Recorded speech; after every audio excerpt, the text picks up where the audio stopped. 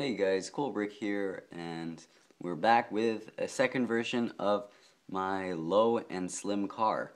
So, what are you noticing that's different? Well, there's a guy in here, and he doesn't look like really screwed up. He actually fits. And so you're probably wondering, how did I fit this? Because last time I showed this car, there was no way this minifig was going to fit in here and look normal at the same time. So I did change two things about this car. One of them, like I mentioned in the last video, is you can remove the windows to make room for the arms. Remove these side windows, and you can just leave an open space, and that looks fine. The other thing I did was make it lower so that he doesn't have to lean all the way back for his head to fit. Unfortunately, he still has to be bald, but that's really okay. I mean, this is not a terrible thing. It's a lot better than not being able to fit a minifig at all. So I'm going to show how I changed it, and it's pretty simple of a change. However, it does make the car significantly more fragile. I'm actually going to remove this as well. So that's the one thing. You can't really play with it as much unless you're super careful.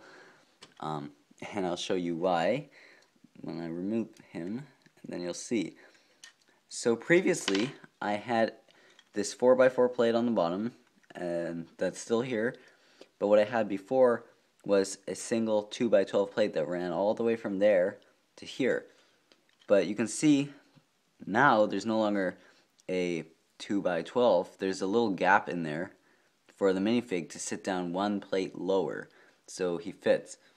And the reason it's fragile is because you see it's just attached by one single slot right there. So just two studs are holding this entire front section on. So that's why if you have this, right here like this, and you're playing with it, and then, you press down on the roof or something, and all of a sudden, uh-oh, it's not driving because you've pushed up on it, and now these wheels are going to be hitting these inverted slope pieces in here. So you have to make sure everything is pushed down properly, otherwise the wheels are not going to spin, and it will, come apart more easily.